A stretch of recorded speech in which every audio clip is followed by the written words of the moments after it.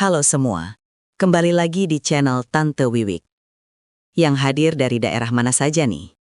Yuk, absen di komentar. Sebelum kita mulai ceritanya, jangan lupa untuk klik like, subscribe, dan komen ya. Yuk, Tante Wiwik mulai ceritanya. Langit di atas Jakarta seolah sedang ikut berkabung, namun dengan cara yang sangat menyiksa. Awan abu-abu menggantung rendah, menciptakan hawa gerah yang menyesakkan paru-paru. Di dalam ruang tamu kediaman Maya yang biasanya hangat dengan aroma kopi dan kayu cendana, kini suasananya berubah drastis. Ruangan itu terasa seperti lemari es raksasa, yang tidak hanya dingin secara fisik, tapi juga beku secara emosional. Aroma bunga melati yang mulai layu beradu tajam dengan bau kapur barus yang menyeruak dari sudut-sudut ruangan. Di tengah ruang itu, sebuah peti mati kayu mahogani berwarna coklat gelap berdiri kaku di atas penyangga besi. Peti itu tampak terlalu megah untuk sebuah kematian yang begitu tragis. Maya duduk bersimpuh di samping peti itu. Matanya sembab, kulitnya pucat pasi, dan bibirnya pecah-pecah. Sudah hampir 10 jam ia tidak menyentuh air maupun makanan. Pikirannya terus berputar pada kejadian kemarin pagi, saat 2 petugas kepolisian datang ke depan rumahnya dengan raut wajah yang kaku, membawa kabar bahwa mobil suaminya, Dava, ditemukan hangus terbakar di dasar jurang tol Cipularang setelah menghantam pembatas jalan. "Kecelakaan tunggal, Bu. Kebocoran tangki bensin memicu ledakan instan," kata salah satu polisi itu. Kalimat itu terus terngiang seperti kaset rusak di kepala Maya. Maya menatap permukaan peti yang licin itu. Ia ingin menyentuhnya. Ia ingin merasakan keberadaan Dava di sana. Baginya, Dava adalah pusat dunianya. 5 tahun pernikahan mereka adalah waktu yang penuh tawa, tanpa ada rahasia besar yang ia tahu. Namun kini, laki-laki yang baru 2 hari lalu mengecup keningnya dan berpamitan untuk perjalanan bisnis ke Bandung itu pulang dalam keadaan yang disebut polisi sebagai jasad yang sulit diidentifikasi secara visual. Tiba-tiba, keinginan itu muncul dengan begitu kuat. Sebuah dorongan primitif untuk memastikan bahwa sosok di dalam sana benar-benar suaminya. Maya merasa ada sesuatu yang janggal. Hatinya tidak merasa kosong, seperti yang sering digambarkan orang saat kehilangan pasangan hidup. Hatinya justru merasa bising dan curiga. Dengan tenaga yang tersisa, Maya mengangkat tangannya yang gemetar.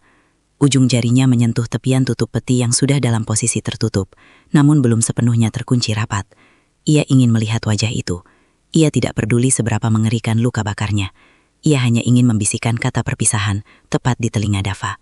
Namun, sebelum jemarinya berhasil menyelip masuk untuk mengangkat tutup kayu tersebut, sebuah tangan yang dingin dan kuat mencengkram pergelangan tangan Maya. Cengkraman itu begitu keras hingga Maya meringis kesakitan. "Jangan, Maya." Maya menoleh dengan cepat. Di sampingnya berdiri Ibu Ratna, ibu mertuanya.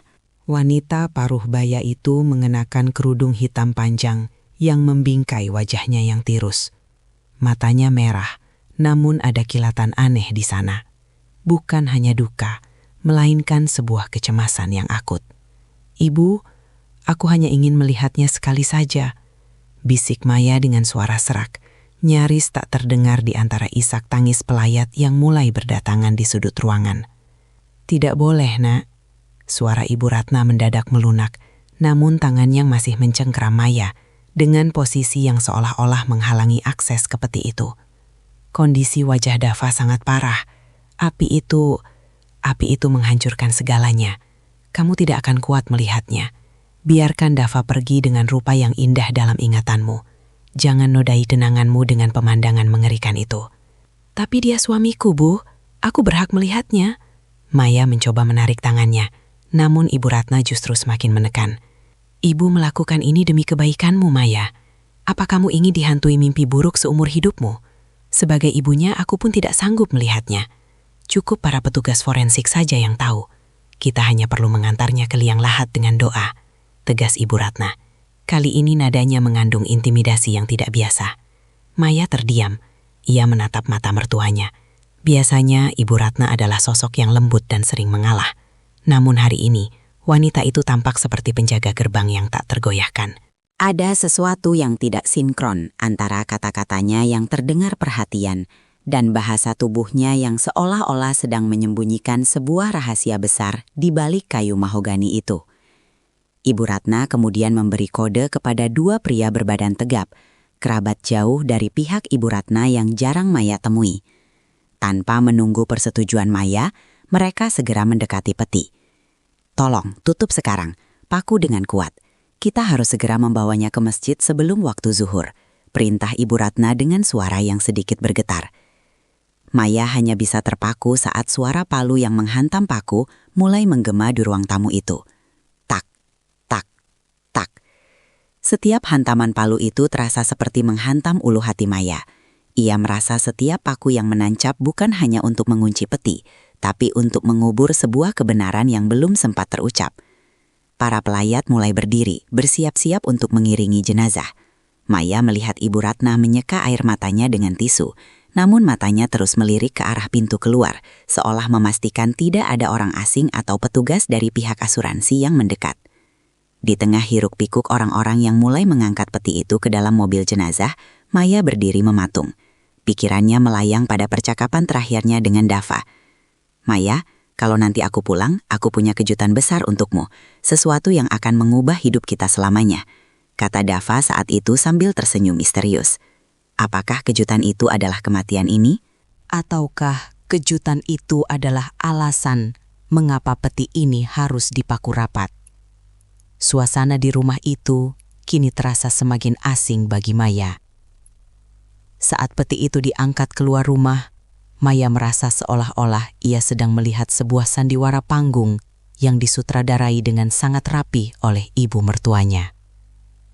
Ia mengikuti iringan jenazah itu dengan kaki yang terasa berat seperti diseret. Sepanjang perjalanan menuju pemakaman, Maya tidak melepaskan pandangannya dari mobil jenazah di depannya.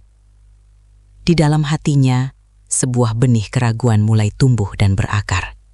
Keraguan yang akan membawanya pada sebuah perjalanan gelap yang tak pernah ia bayangkan sebelumnya.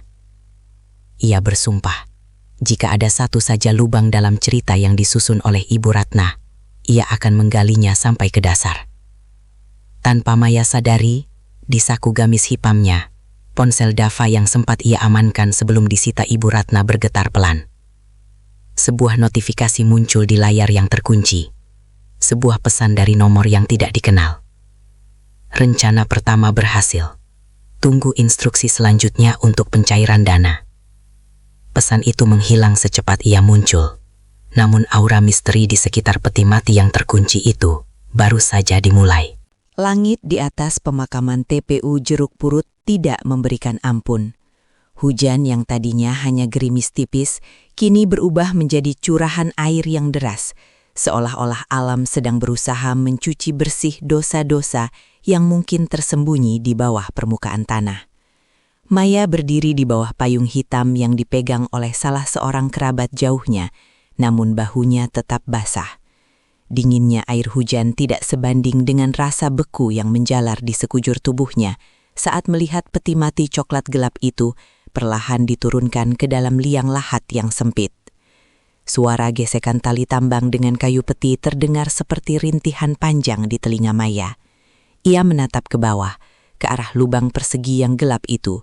Di sana, di dalam kotak kayu itu, seharusnya ada Dava, lelaki yang setiap pagi menyeduhkan teh untuknya, yang hafal di luar kepala bagaimana ia menyukai roti bakarnya, dan yang selalu meletakkan tangan di atas kepalanya saat mereka berdoa bersama.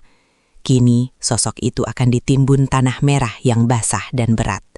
"Ikhlaskan Maya, ikhlaskan supaya jalannya lapang." Suara Ibu Ratna terdengar di sampingnya. Maya menoleh sekilas. Ibu mertuanya itu tampak sangat terpukul. Ia menangis terseduh-seduh, tangannya memegang sapu tangan yang sudah basah kuyup, dan tubuhnya tampak lemas hingga harus dipapah oleh seorang pria bernama Hendra, sepupu jauh Dava yang tiba-tiba saja muncul pagi ini dan langsung mengambil alih banyak urusan teknis pemakaman. Namun ada sesuatu dalam tangisan Ibu Ratna yang terasa ganjil bagi Maya. Maya mengenal Ibu Ratna sebagai wanita yang sangat menjaga harga diri. Ia bukan tipe orang yang akan meratap secara teatrikal di depan umum. Dan yang lebih mengganggu adalah arah mata Ibu Ratna. Meski mulutnya meracau menyebut nama Dava, matanya yang sembab terus-menerus melirik ke arah gerbang pemakaman. Ia seolah-olah tidak sedang meratapi jasad di dalam liang, melainkan sedang memastikan tidak ada tamu tak diundang yang datang mengacaukan prosesi itu. "Silahkan Bu Maya, taburan tanah pertamanya," ujar sang penggali kubur, sambil menyodorkan segenggam tanah merah yang sudah becek karena air hujan. Maya menerima tanah itu. Terasa dingin, liat, dan amis. Saat ia melemparkannya ke atas peti, bunyi bluk yang dihasilkan terdengar begitu final. Maya memejamkan mata. "Apakah ini benar-benar kamu, Mas?" batinnya berteriak. Kenapa hatinya tidak merasakan kedamaian yang biasanya datang saat seseorang benar-benar telah melepaskan? Mengapa ia justru merasa seperti sedang berpartisipasi dalam sebuah penipuan besar? Proses penimbunan tanah berlangsung dengan cepat, terlalu cepat bagi standar pemakaman keluarga mereka. Hendra dan beberapa pria lainnya tampak sangat sigap membantu para penggali kubur, seolah-olah mereka ingin lubang itu tertutup secepat mungkin sebelum hujan semakin menggila atau sebelum ada hal lain yang terjadi. Begitu gundukan tanah merah itu terbentuk dan papan nisan bertuliskan Dava Atmaja bin Sulaiman ditancapkan, Ibu Ratna segera mengajak Maya pulang. "Ayo Maya, hujannya semakin deras, nanti kamu sakit. Kita lanjutkan doa di rumah saja," ajak Ibu Ratna sambil menarik lengan Maya. "Sebentar Bu, aku ingin di sini sebentar lagi. Aku belum sempat membacakan doa kesukaannya," tolak Maya lembut namun tegas. "Doa bisa dikirim dari mana saja, Nak. Allah Maha Tahu. Kondisi fisikmu sedang lemah, jangan memaksakan diri." Suara Ibu Ratna kini mengandung nada perintah yang sulit dibantah. Maya menatap nisan itu sekali lagi. Tanah merah itu masih sangat basah. Air hujan melarutkan sebagian tanah hingga mengalir seperti darah kecoklatan di sisi-sisi gundukan. Di antara tumpukan bunga mawar dan melati yang mulai bercampur lumpur, Maya melihat sesuatu yang aneh. Di ujung gundukan tanah, ada sebuah benda kecil yang mengilap, hampir tertutup oleh tanah yang baru ditimbun. Maya berpura-pura membenarkan letak sandalnya dan bercongkok. Dengan gerakan cepat yang tidak disadari oleh Ibu Ratna yang sedang sibuk berbicara dengan Hendra, Maya memungut benda itu. Sebuah kancing kemeja logam yang sangat unik, berbentuk jangkar kecil berwarna perak. Jantung Maya berdegup kencang. Ia tahu kancing ini. Ini adalah kancing dari kemeja favorit Dava. Kemeja yang menurut Dava akan ia pakai untuk pertemuan bisnis penting di Bandung kemarin. Tapi, jika kancing ini ada di luar, di atas tanah merah yang baru ditimbun, artinya, benda ini jatuh saat proses pemakaman, atau benda ini terjatuh dari tangan seseorang yang baru saja berurusan dengan jasad itu. "Maya, ayo!" Ibu Ratna memanggil lagi. Suaranya kini terdengar tidak sabar. Maya segera memasukkan kancing itu ke dalam saku gamisnya. Ia bangkit berdiri dan mengikuti langkah mertusnya menuju mobil yang sudah menunggu. Di sepanjang jalan keluar dari area pemakaman, Maya memperhatikan Hendra. Pria itu tampak sangat sibuk dengan ponselnya, mengetik pesan dengan cepat sambil sesekali menoleh ke arah Maya dengan tatapan yang sulit diartikan, campuran antara kasihan dan curiga. Di dalam mobil, keheningan yang menyesakan menyelimuti mereka. Ibu Ratna terus memejamkan mata sambil memegang tas tasbihnya. Namun Maya menyadari, jari-jari mertuanya itu tidak bergerak menghitung butiran tasbih.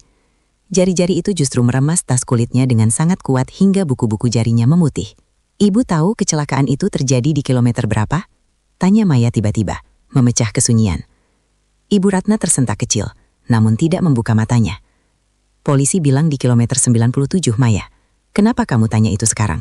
Itu hanya akan menambah sedihmu. Aku hanya berpikir, mobil Mas Dava itu mobil baru, servisnya rutin, remnya pun baru diganti bulan lalu. Bagaimana bisa kecelakaan tunggal sehebat itu terjadi tanpa ada jejak pengereman di aspal?" Maya melanjutkan, suaranya tenang namun tajam. Kali ini, Ibu Ratna membuka matanya. Tatapannya dingin. "Maya, kecelakaan bisa terjadi pada siapa saja.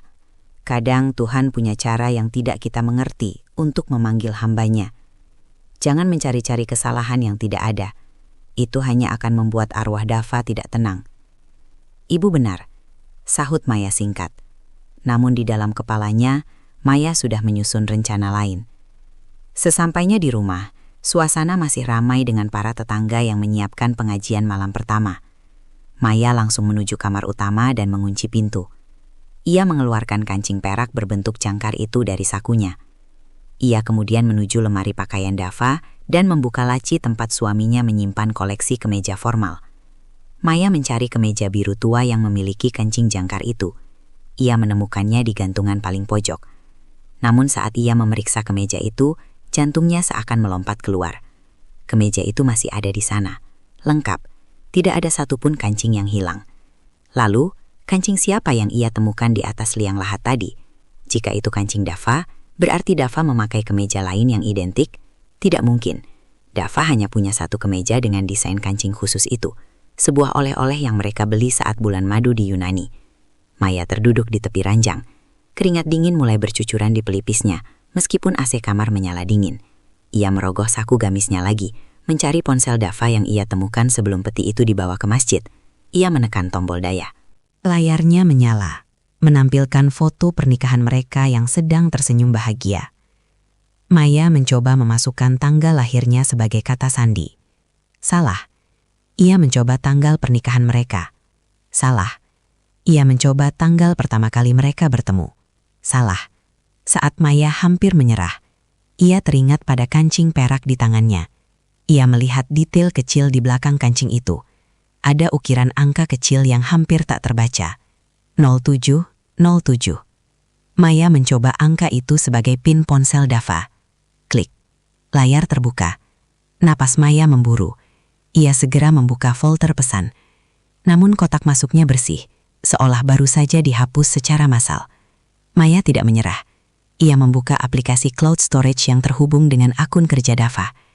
Di sana, ia menemukan sebuah folder yang tidak menggunakan nama, hanya sebuah simbol titik. Di dalam folder itu, terdapat sebuah rekaman suara berdurasi 30 detik. Maya memasang earphone dan menekan tombol play. Suara Dava terdengar, namun bukan suara lembut yang biasa Maya dengar. Suaranya terdengar terengah-engah, seperti orang yang sedang ketakutan. Aku tidak bisa melakukannya lagi, Bu. Ini sudah terlalu jauh. Orang itu tidak bersalah. Kita tidak bisa membakarnya hanya untuk menyelamatkan utang-utang Ibu. Maya akan tahu. Dia pasti akan tahu. Suara Ibu Ratna terdengar, tajam dan dingin seperti sembilu. Sudah terlambat untuk menyesal, Dava. Pilihannya hanya dua. Dia yang mati di dalam mobil itu, atau kita yang mati di tangan keluarga Sanjaya. Sekarang, lakukan tugasmu. Rekaman berakhir dengan suara dentuman pintu mobil yang keras.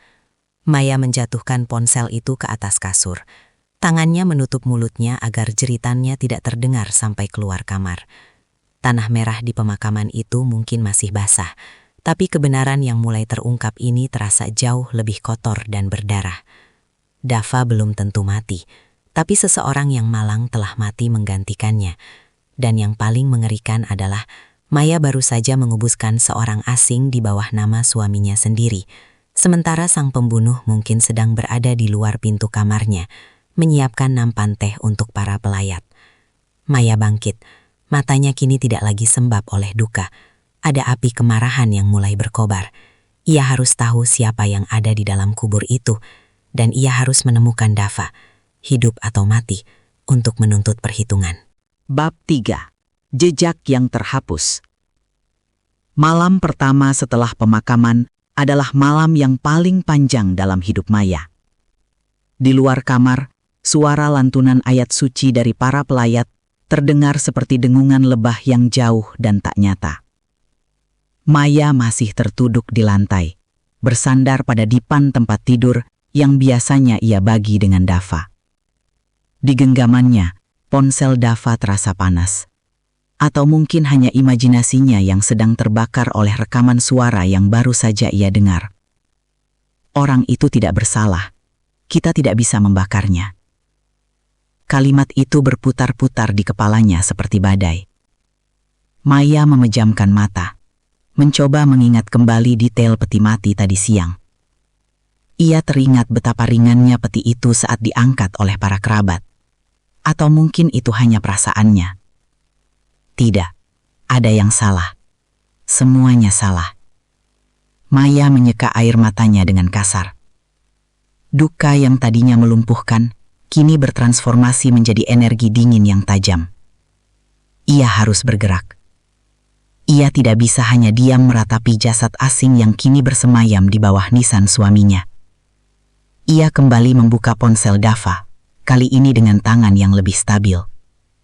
Ia menyisir setiap aplikasi, mencari celah informasi yang mungkin terlewatkan. Matanya tertuju pada sebuah aplikasi cloud storage, penyimpanan awan, yang ikonnya sedikit berbeda. Itu adalah versi korporat yang biasanya digunakan untuk data sensitif perusahaan. Menggunakan PIN yang sama, 0707, Maya berhasil masuk. Di sana, ia menemukan sebuah folder tersembunyi dengan nama yang sangat tidak mencurigakan, Laporan Pajak 2024. Namun, saat dibuka, isinya bukanlah tabel angka atau grafik keuangan. Isinya adalah kumpulan foto dan tangkapan layar percakapan. Maya menahan napas saat melihat foto-foto itu.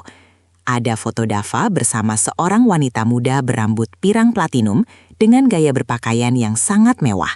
Mereka tampak berada di sebuah bar eksklusif.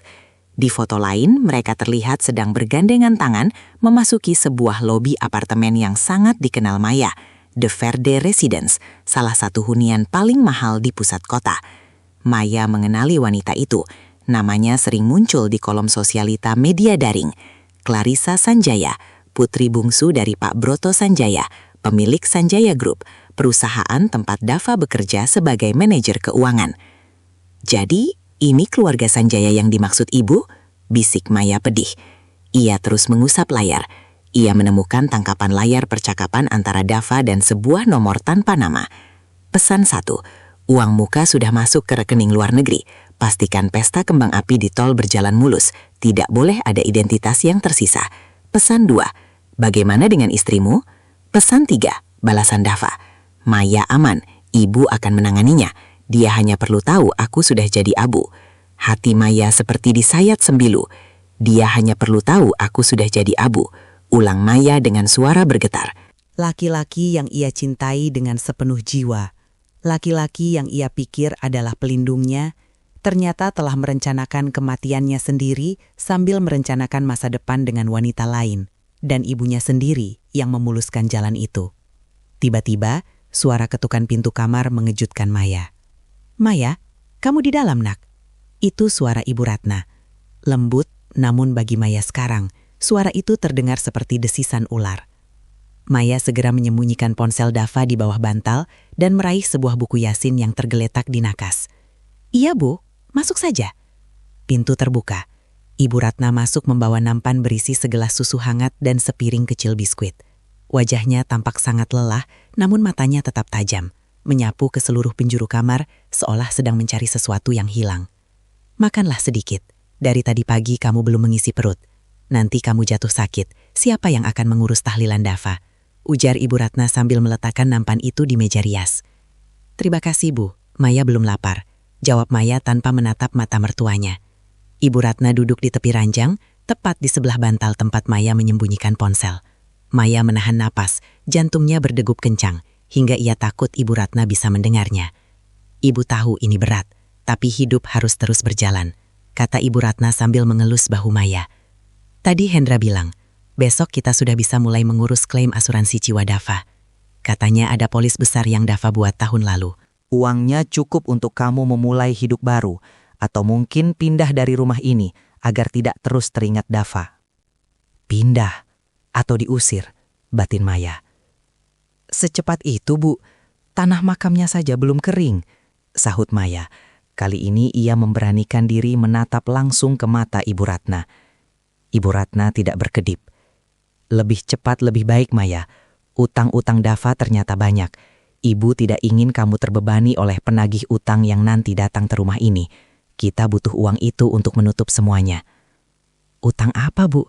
Mas Dava tidak pernah cerita." "Masalah laki-laki, Maya. Investasi yang gagal. Kamu tidak perlu tahu detailnya. Yang penting sekarang kamu tanda tangani berkas yang dibawa Hendra besok pagi ya. Maya hanya mengangguk pelan, pura-pura patuh. Ibu Ratna tersenyum tipis, sebuah senyum kemenangan yang sangat singkat sebelum ia berpamitan keluar kamar. Begitu pintu tertutup dan terkunci kembali, Maya segera mengambil ponselnya sendiri. Ia teringat pada seorang kawan lama dari masa kuliahnya, Bimo. Bimo dulu adalah seorang aktivis yang kini beralih profesi menjadi penyelidik swasta. Maya tahu ia tidak bisa melapor ke polisi sekarang. Tanpa bukti fisik yang kuat, laporan tentang suami yang memalsukan kematian hanya akan dianggap sebagai delusi seorang janda yang sedang depresi. Apalagi keluarga Sanjaya memiliki pengaruh besar di kepolisian. Maya mengirim pesan singkat kepada Bimo. Bim, aku butuh bantuanmu. Ini soal suamiku. Dia belum mati dan ada jasad asing di makamnya. Aku punya bukti awal. Hanya butuh 2 menit bagi Bimo untuk membalas. Temui aku besok jam 10 pagi di kafe Kopi Bawah Tanah. Jangan bawa mobil pribadimu. Pakai taksi daring dan turun 2 blok sebelum lokasi. Maya menarik napas panjang. Ia mulai menyusun rencana. Jika mereka ingin ia menandatangani berkas asuransi besok pagi, ia harus membuat alasan untuk pergi. Malam semakin larut. Suara pengajian di bawah sudah berhenti. Maya kembali membuka laptop Dava. Ia ingin tahu lebih banyak tentang korban yang menggantikan suaminya. Jika Dava menyeret seseorang ke kursi pengemudi, siapa orang itu? Maya mencari riwayat pencarian di peramban laptop Dava. Ia menemukan beberapa pencarian yang dilakukan 3 hari sebelum kecelakaan. Area gelandangan tersembunyi Jawa Barat, karakteristik api pada jaringan lunak, dan yang paling mengerikan, dosis obat bius untuk manusia dewasa. Air mata Maya jatuh menetes ke atas papan ketik. Dava telah merencanakan pembunuhan ini dengan sangat dingin.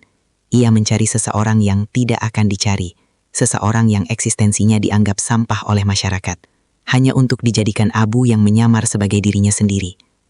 Pencarian Maya terhenti pada sebuah folder kecil di recycle bin yang belum sempat dikosongkan.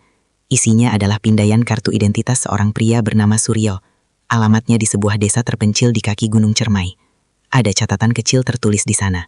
Yatim piatu, tidak punya kerabat. Postur tubuh 175 cm, cocok. Binatang.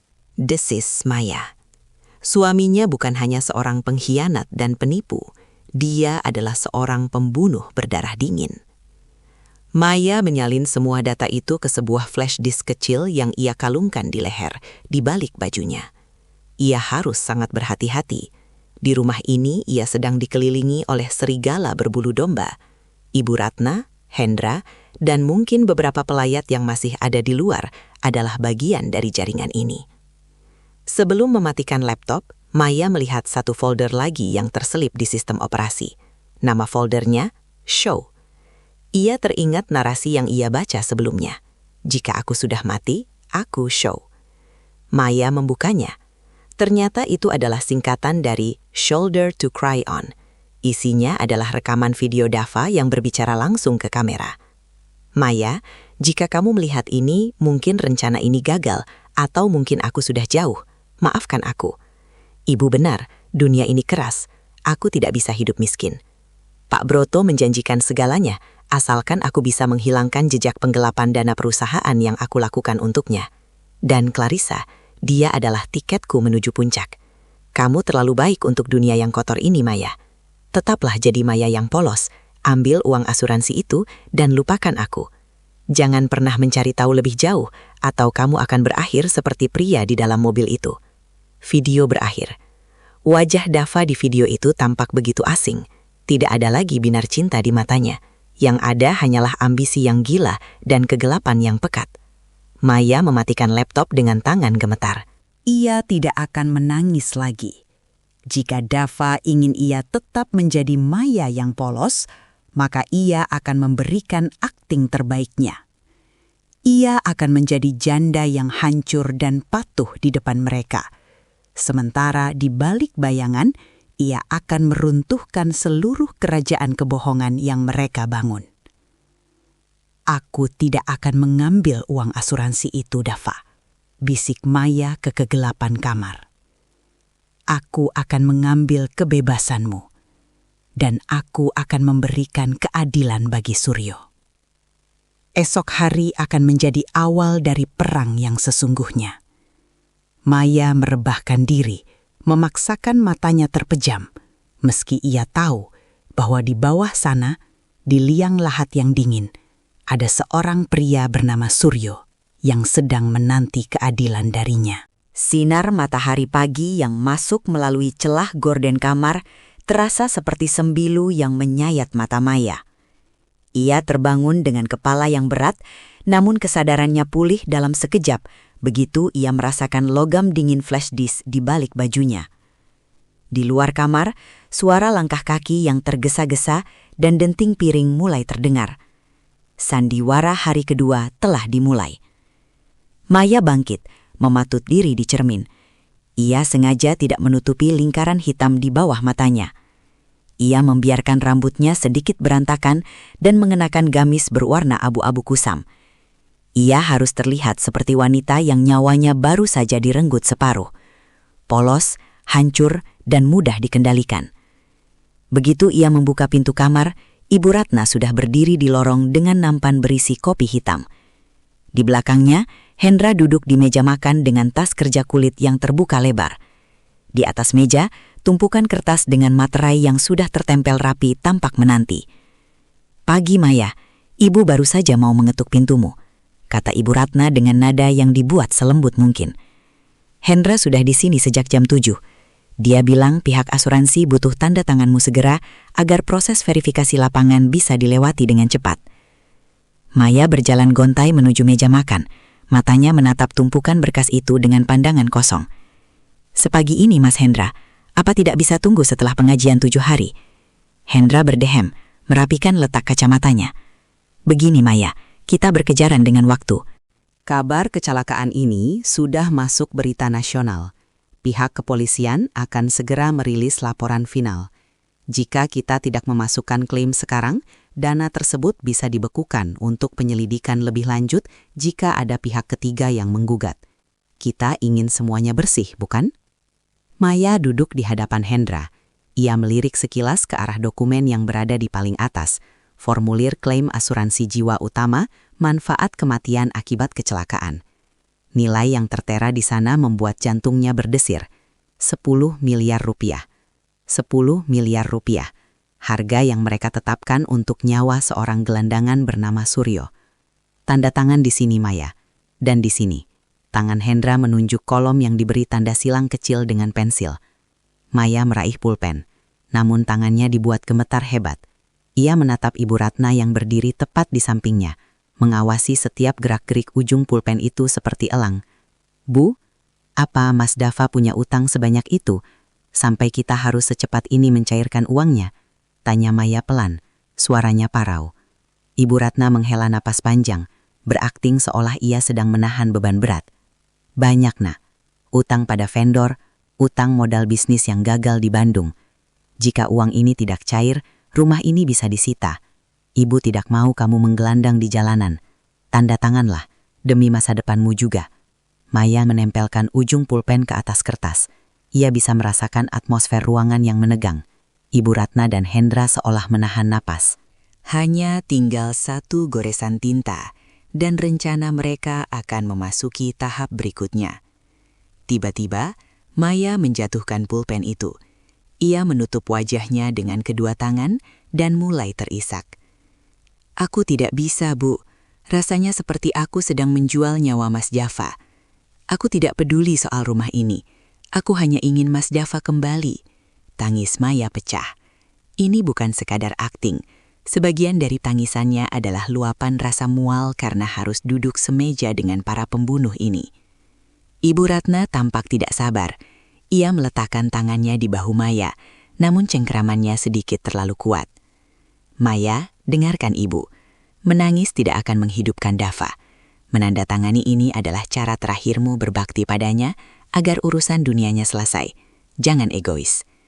Maya mendongak, matanya merah. "Beri aku waktu, Bu.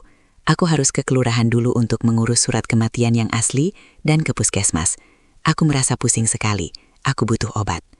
Hendra melirik jam tangannya, wajahnya tampak gusar. "Surat kematian bisa saya yang urus, Maya. Kamu istirahat saja." "Tidak, Maya memotong dengan nada yang sedikit lebih kuat, lalu segera melembutkannya kembali. Aku ingin mengurusnya sendiri. Ini tugas terakhirku sebagai istri. Setelah pulang dari kelurahan, aku janji akan menandatangani semuanya. Aku hanya butuh udara segar. Di rumah ini, baunya masih bau melati. Aku sesak. Ibu Ratna dan Hendra bertukar pandang. Mereka tampak menimbang-nimbang. Baiklah, ucap Ibu Ratna akhirnya. Hendra akan mengantarmu. Tidak usah, Bu. Mas Hendra kan harus mengurus persiapan pengajian malam ini. Aku akan naik taksi saja. Aku ingin mampir ke makam sebentar sendirian. Tolong, biarkan aku sendiri sebentar. Permintaan waktu menyendiri untuk berduka adalah senjata yang paling sulit dibantah. Dengan enggan, Ibu Ratna mengangguk. Jangan lama lagi. Ingat, petugas asuransi akan datang jam 2 siang nanti untuk verifikasi tanda tangan. 20 menit kemudian, Maya sudah berada di dalam taksi daring. Ia memastikan tidak ada mobil yang membuntutinya dari belakang. Begitu sampai di area pusat kota yang ramai, ia meminta sopir berhenti di depan sebuah apotek besar, lalu keluar melalui pintu belakang apotek yang tembus ke gang kecil. Di sana, ia memesan taksi lain menuju kafe kopi bawah tanah. Kafe itu terletak di basement sebuah gedung tua. Suasananya remang-remang, jauh dari keramaian sosialita Jakarta. Di sudut paling gelap, seorang pria berjaket kulit coklat dengan topi bisbol duduk menghadap pintu. Itu Bimo. Maya duduk di hadapannya tanpa basa-basi. Bimo mendorong segelas air putih ke arahnya. "Kamu terlihat mengerikan, Mai," ujar Bimo tanpa tedeng aling-aling. "Aku baru saja sarapan dengan orang-orang yang mengubur pria asing di bawah nisan suamiku, Bim," jawab Maya sambil mengeluarkan flash disk dan ponsel Dava dari tasnya. "Semua buktinya ada di sini. Rekaman suara, foto perselingkuhan, dan identitas korban." Bimo mengambil laptopnya, memasukkan flash disk itu, dan mulai bekerja dengan cepat. Matanya menyipit saat melihat data-data tersebut. Dava Atmaja. Aku ingat dia. Manajer keuangan Sanjaya Group.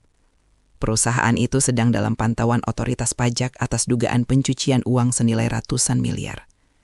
Jika Dava adalah orang yang memegang bukunya, maka dia adalah saksi kunci yang sangat berbahaya bagi Pak Broto Sanjaya.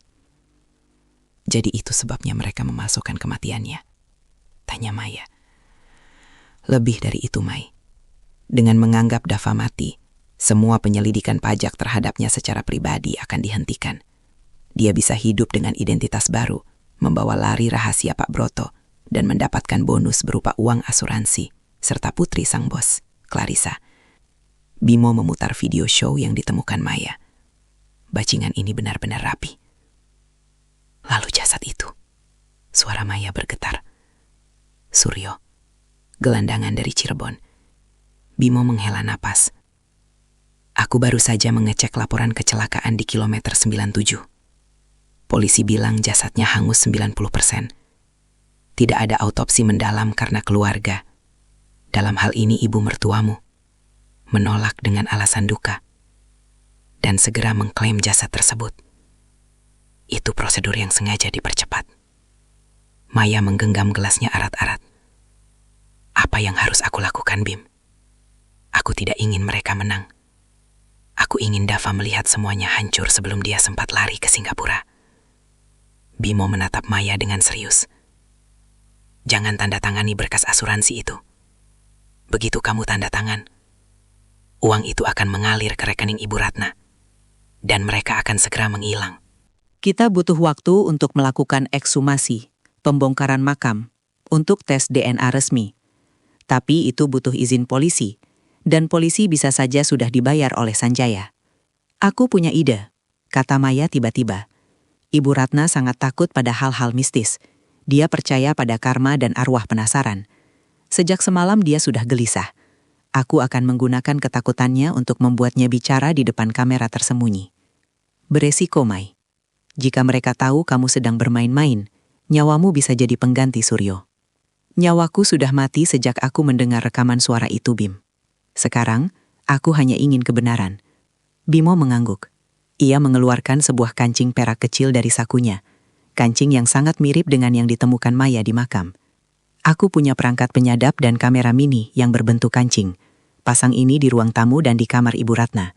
Aku akan memantau dari jauh. Satu lagi, ujar Maya sambil menatap kancing jangkar di tangannya. Cari tahu di mana Dava berada sekarang. Di video itu dia bilang dia berada di sebuah villa.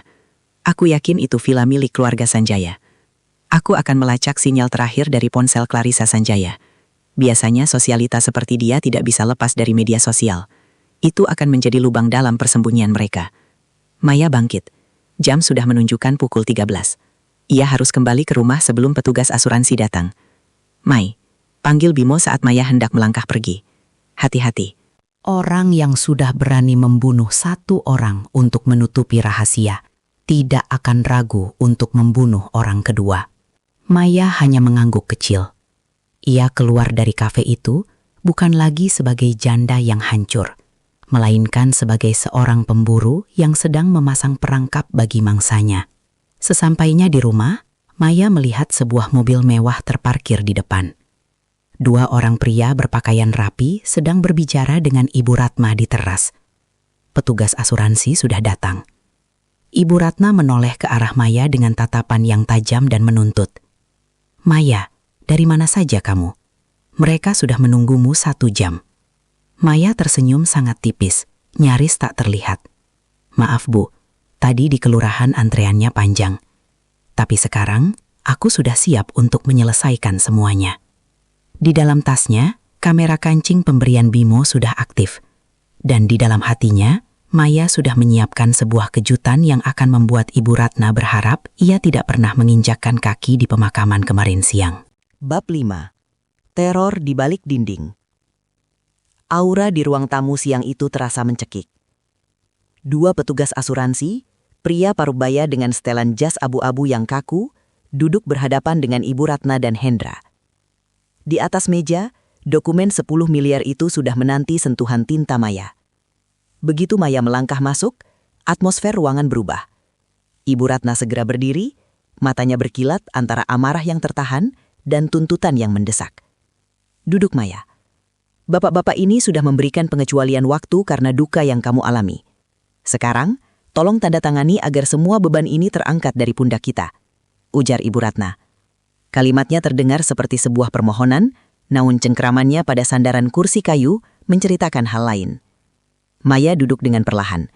Ia bisa merasakan kamera kancing di saku gamisnya menangkap setiap ekspresi di ruangan itu.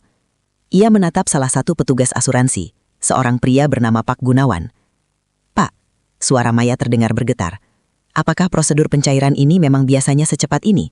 Suami saya baru saja dikuburkan kemarin sore. Pak Gunawan berdehem, sedikit merasa tidak nyaman dengan pertanyaan itu. Sebenarnya tidak, Bu Maya.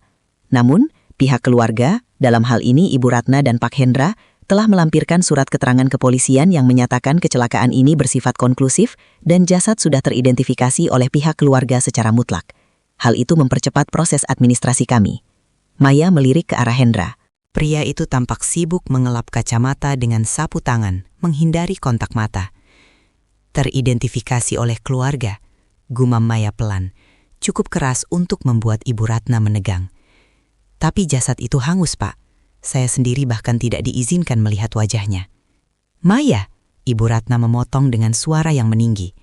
Sudah Ibu katakan, itu demi kebaikanmu. Jangan membuat bapak-bapak ini bingung dengan emosimu yang sedang tidak stabil. Cepat tanda tangani. Maya meraih pulpen itu. Ia menempelkan ujungnya ke kertas, namun tepat sebelum tinta menyentuh serat kertas, sebuah suara dentuman keras terdengar dari arah lantai 2. Brak! Seperti suara lemari besar yang tumbang. Semua orang di ruangan itu tersentak. Ibu Ratna memucat seketika. Apa itu? Tanya Pak Gunawan, wajahnya tampak waspada. Hanya mungkin kucing di atas, sahut Hendra cepat, meski tangannya kini sedikit gemetar. Maya kau, itu bukan kucing. Itu adalah perangkat kecil yang dipasang Bimo tadi pagi. Sebuah alat mekanis dengan pengatur waktu yang dirancang untuk menciptakan suara-suara aneh.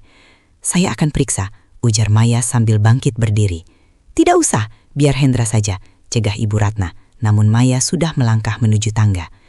Begitu sampai di lantai atas, Maya tidak menuju kamar utama.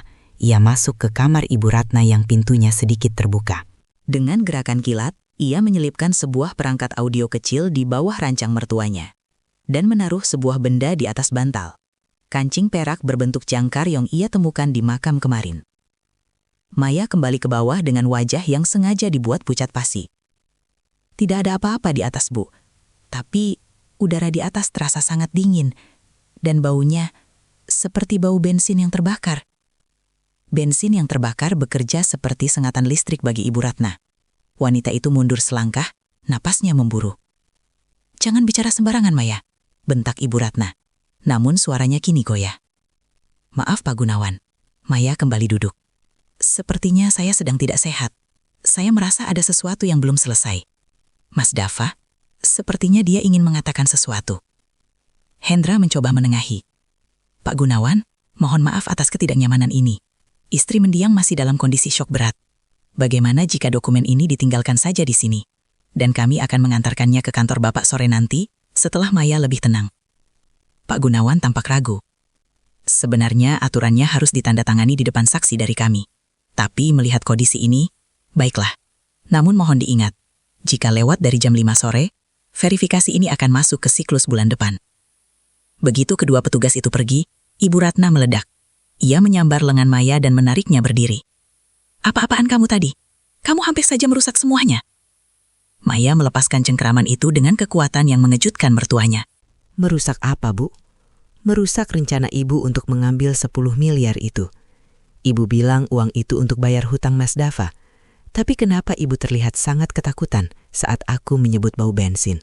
Kamu? Ibu Ratna ternganga. Tak percaya menantunya yang polos bisa bicara sekasar itu. "Tanda tangani sekarang, Maya, atau kamu akan menyesal." Hendra ikut mengancam, melangkah maju mendekati Maya. "Jika Mas Hendra memaksa, saya akan menelpon polisi sekarang juga dan meminta mereka membongkar kembali makam itu untuk autopsi ulang. Saya ingin memastikan bahwa yang ada di dalam sana benar-benar Mas Dava. Bukankah Ibu bilang wajahnya hancur? Bagaimana kita bisa yakin tanpa tes DNA?" Ruangan itu mendadak sunyi. Ancaman autopsi adalah mimpi buruk bagi mereka. "Kamu sudah gila," desis Ibu Ratna. "Dava adalah anakku. Mana mungkin aku salah mengenalinya? Kalau begitu, biarkan aku tenang sampai besok pagi, Bu. Aku akan tanda tangani besok. Sekarang, biarkan aku istirahat."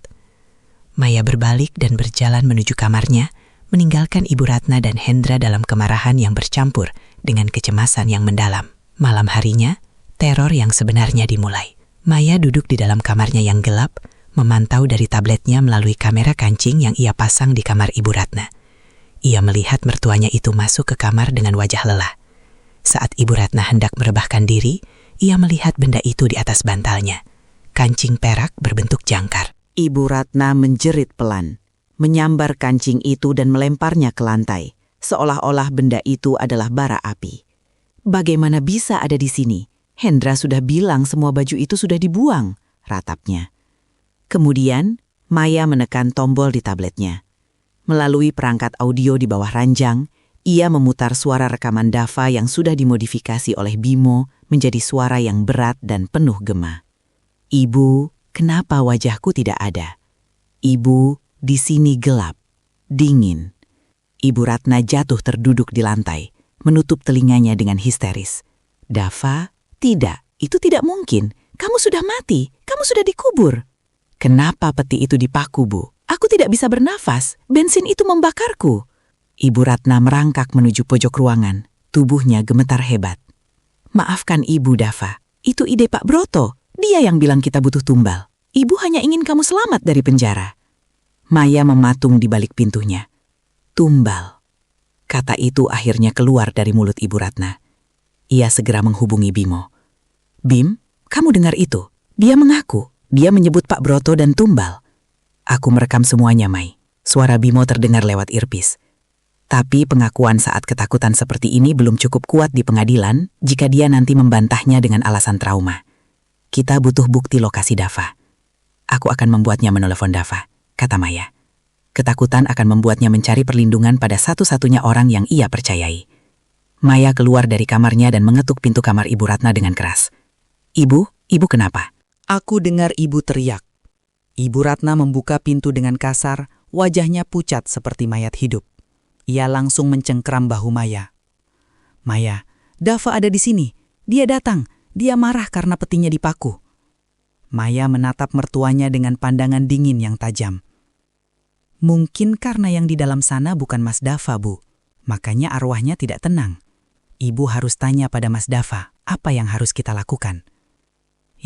Ya, aku harus telepon Dava, racau Ibu Ratna. Ia mencari-cari ponselnya dengan tangan gemetar. Ia tidak sadar bahwa di belakangnya Maya sedang mengawasi setiap gerakannya. Ibu Ratna menekan sebuah nomor yang tidak tersimpan di kontak. Maya memperhatikan jarinya dengan seksama. Dava, tolong Ibu. Tangis Ibu Ratna pecah begitu telepon tersambung. Arwah gelandangan itu datang ke rumah. Dia tahu, Dava. Dia tahu kita membakarnya hidup-hidup. Maya juga mulai curiga. Dia minta autopsi. Hening sejenak. Sepertinya Dava di ujung sana sedang memarahi ibunya. Ibu tidak peduli. Kamu enak-enakan di villa mewah itu dengan anak Pak Broto, sementara Ibu dihantui di sini. Jemput Ibu sekarang, Dava. Bawa Ibu ke villa Cempaka itu. Ibu Ratna menutup teleponnya dan jatuh pingsan di lantai. Maya berdiri di ambang pintu, menatap mertuanya yang tergeletak tak berdaya. Ia mendapatkan apa yang ia butuhkan, villa Cempaka. Bim, kamu dengar? Dengar, sahut Bimo. Villa Cempaka di kawasan Puncak. Itu milik pribadi keluarga Sanjaya yang tidak terdaftar di aset perusahaan. Aku sudah melacak koordinatnya. Kamu mau kita bergerak sekarang? Maya mengambil napas panjang. Ia menoleh ke arah ruang tamu, ke arah dokumen asuransi yang masih tergeletak di meja. Ia mengambil pulpen dan menandatangani dokumen itu dengan nama yang bukan namanya. Pembunuh. Bergerak kok Bim, tapi jangan hubungi polisi dulu. Aku ingin Dava melihatku datang sebelum polisi memborgolnya. Aku ingin dia tahu bahwa istrinya yang polos adalah orang yang akan mengirimnya ke neraka. Malam itu, dengan hati yang sedingin es, Maya meninggalkan rumah yang penuh kebohongan itu. Ia menuju puncak, menuju sebuah villa yang akan menjadi saksi bisu berakhirnya sebuah sandiwara berdarah.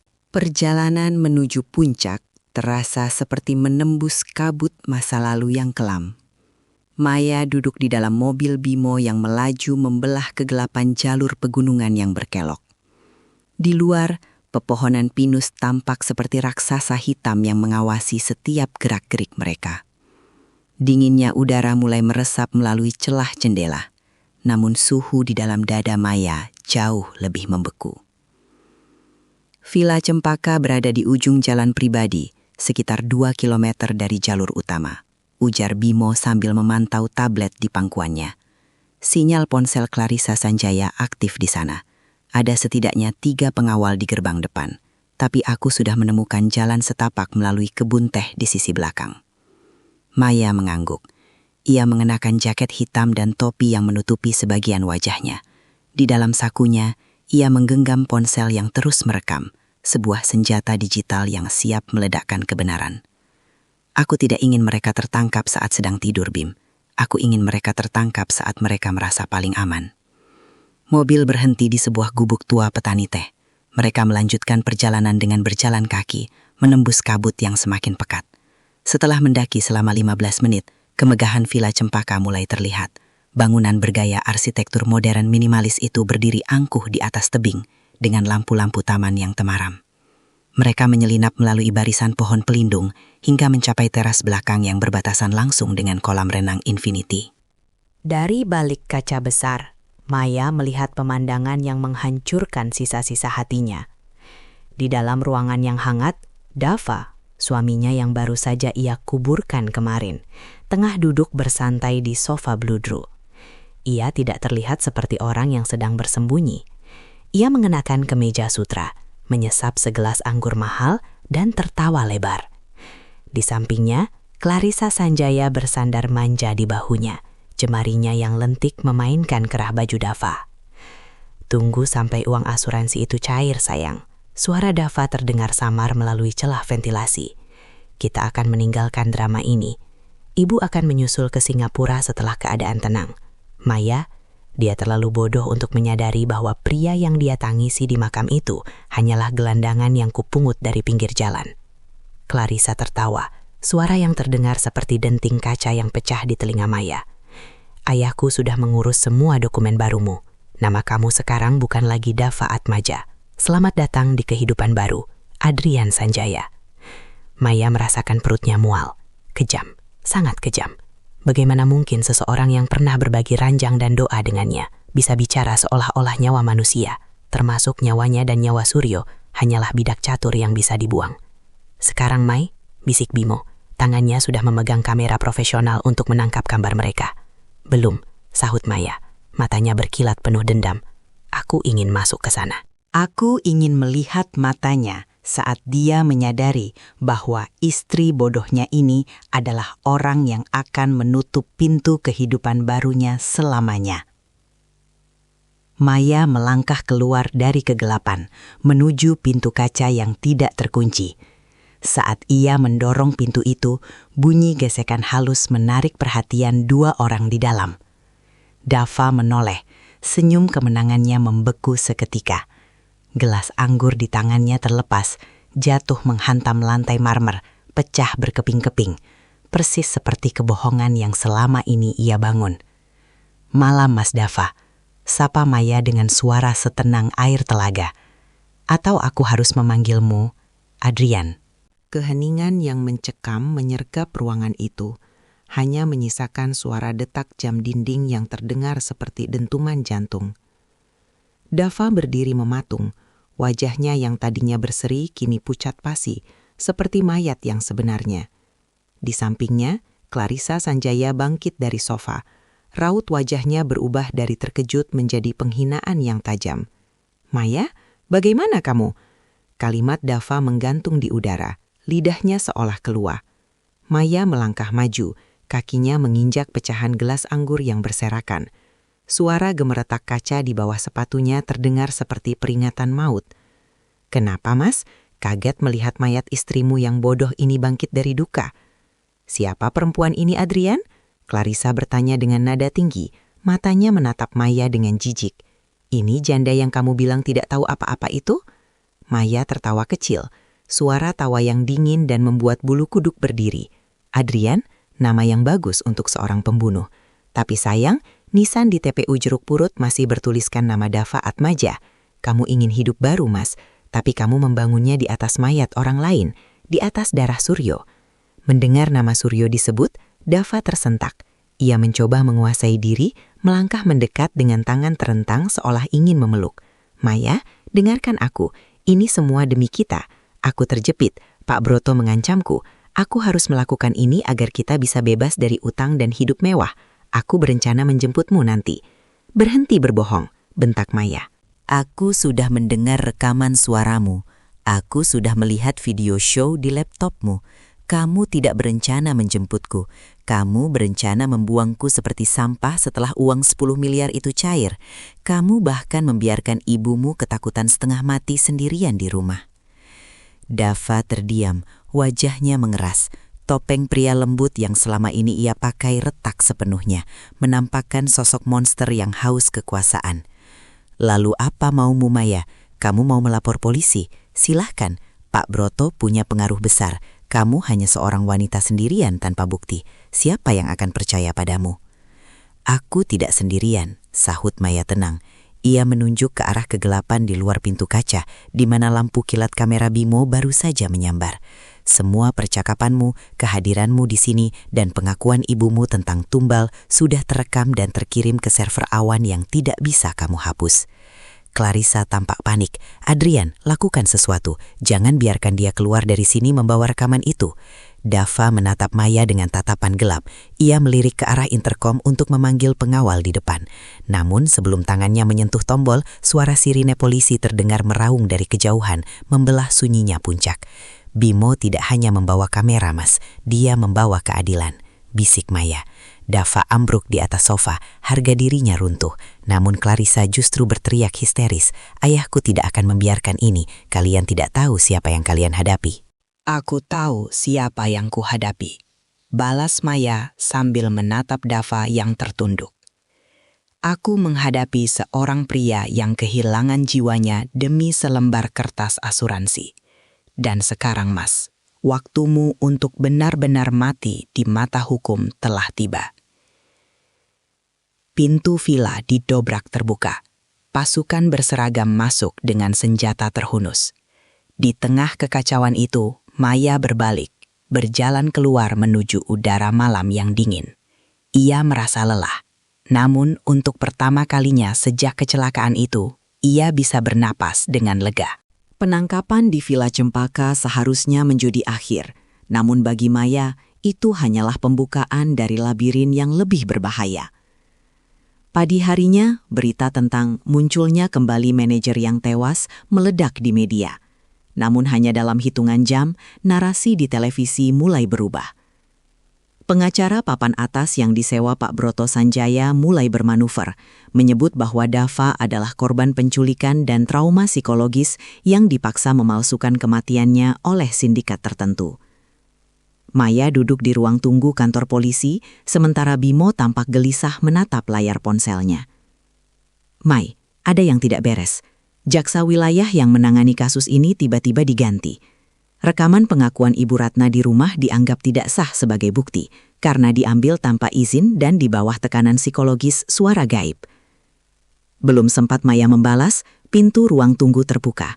Seorang pria tua dengan setelan jas seharga ratusan juta rupiah melangkah masuk.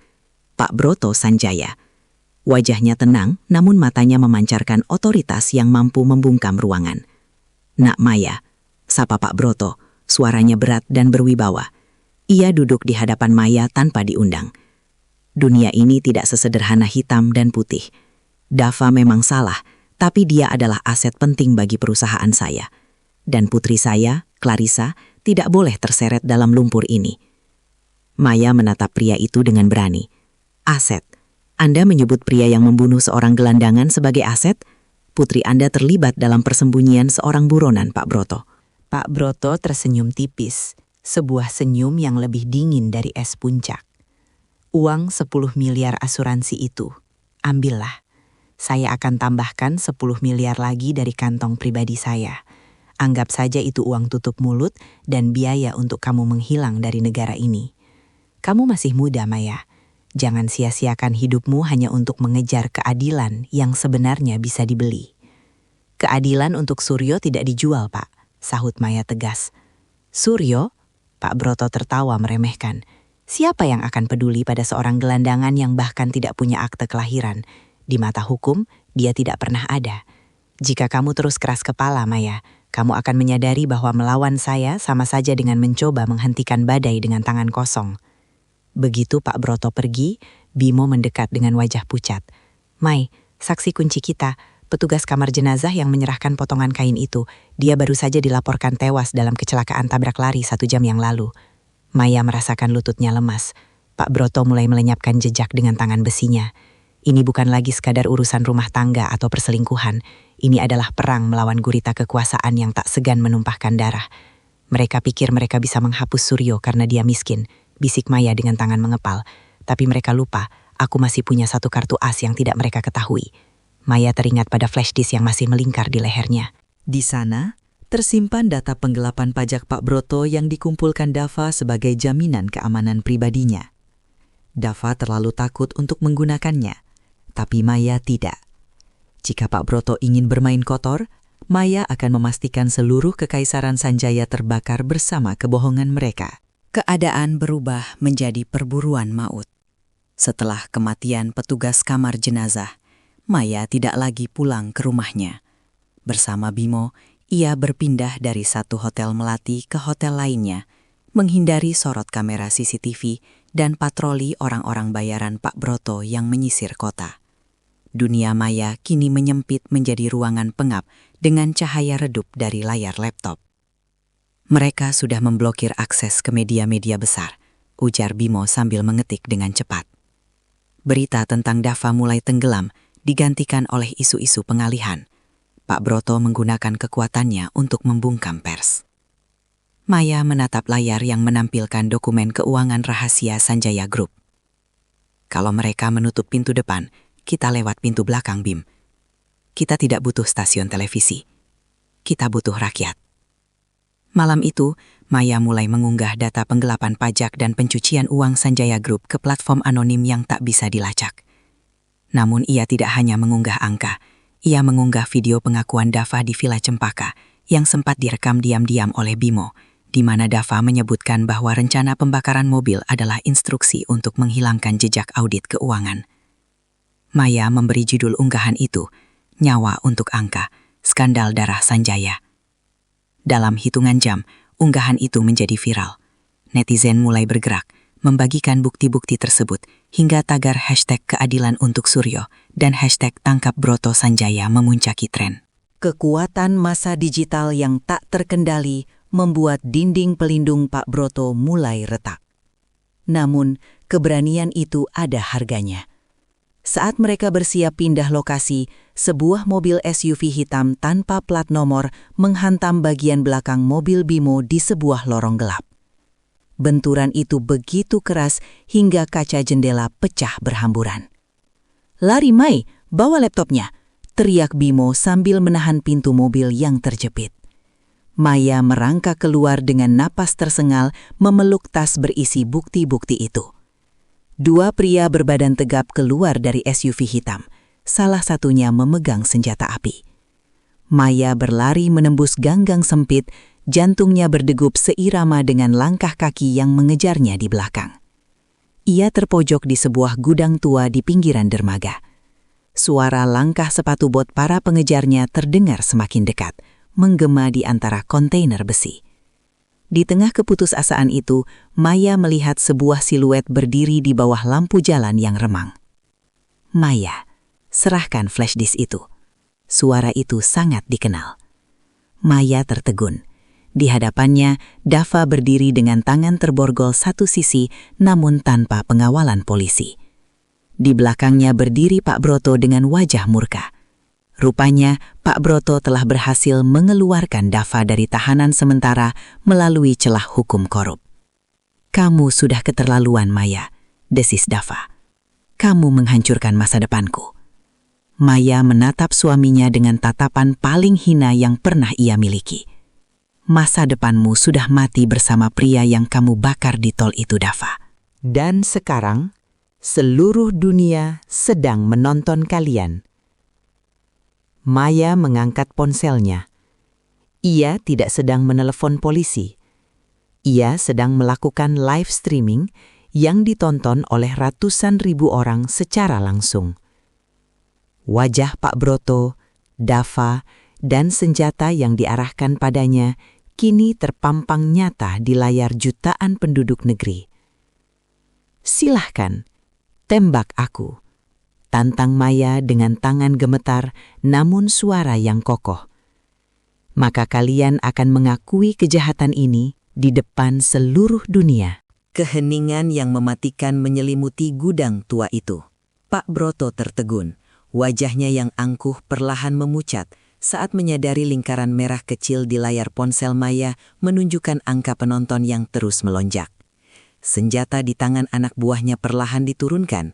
Mereka tahu, satu peluru yang melesat sekarang adalah vonis mati bagi karir dan nyawa mereka sendiri di mata publik yang sedang mengawasi. "Matikan ponsel itu, Maya," Dava berteriak, suaranya pecah karena panik. Ia melangkah maju, namun langkahnya terhenti saat suara sirine polisi. Kali ini bukan sirine yang bisa dibeli, meraung dari segala penjuru dermaga. Unit Provos dan tim khusus dari Kepolisian Pusat yang telah memantau siaran langsung tersebut mengepung lokasi dalam hitungan menit. Pak Broto Sanjaya akhirnya luluh. Pria yang merasa dirinya Tuhan di atas tumpukan uang itu jatuh terduduk, menyadari bahwa di era transparansi digital, tangan besinya telah patah. Dava hanya bisa menunduk saat borgol kedua dilingkarkan di pergelangan tangannya. Sebelum diseret masuk ke mobil tahanan, Dava sempat menatap Maya. Tidak ada lagi cinta. Tidak ada lagi dendam, hanya ada kehampaan di antara mereka. "Kamu menang, Maya," bisik Dava parau. "Bukan aku yang menang, Dava," jawab Maya dingin. "Kebenaran hanya sedang menagih hutangnya." 1 bulan kemudian, langit Jakarta tampak lebih bersih setelah hujan semalam. Maya berdiri di depan makam yang kini memiliki nisan baru. Atas izin pengadilan, ekshumasi telah dilakukan. Jasad yang tadinya terkubur secara anonim itu kini telah diidentifikasi secara resmi sebagai Suryo. Maya memastikan pria malang itu dimakamkan kembali dengan layak, lengkap dengan doa yang tulus, bukan sebagai tumbal atau alat penipuan. Ibu Ratna kini mendekam di penjara bersama Dava dan Pak Broto. Kekayaan Sanjaya Group disita oleh negara atas kasus pencucian uang dan penggelapan pajak massal. Bimo berdiri di belakang Maya, memberikan ruang baginya untuk mengucapkan selamat tinggal yang sebenarnya. Semua sudah selesai, Mai. Keadilan sudah tegak. Maya meletakkan seikat bunga mawar putih di atas makam Suryo. Ia menyentuh kancing perak berbentuk jangkar yang kini ia jadikan kalung. Benda itu bukan lagi pengingat akan pengkhianatan suaminya, melainkan simbol bahwa ia berhasil menambatkan keadilan di tengah badai kebohongan. Belum sepenuhnya selesai, Bim, ujar Maya sambil berbalik. Masih banyak suryo-suryo lain di luar sana yang suaranya dibungkam. Aku punya uang sisa asuransi yang sah, dan aku akan menggunakannya untuk membangun firma hukum bagi mereka yang tidak punya suara. Maya melangkah meninggalkan pemakaman dengan kepala tegak. Luka di hatinya mungkin tidak akan pernah hilang sepenuhnya, namun ia tidak lagi hidup dalam bayang-bayang. Ia bukan lagi Maya yang polos dan bisa dipermainkan. Ia adalah penyintas yang telah melewati neraka dan kembali dengan api kebenaran di tangannya. Fajar mulai menyingsing di ufuk timur, menyinari langkah Maya menuju kehidupan baru. Kehidupan yang ia bangun bukan di atas mayat orang lain, melainkan di atas fondasi kejujuran yang takkan pernah bisa dipaku mati. Tamat. Terima kasih telah mengikuti perjalanan Maya. Apakah Anda ingin saya membuatkan ringkasan cerita atau skenario untuk narasi video pendek berdasarkan cerita ini?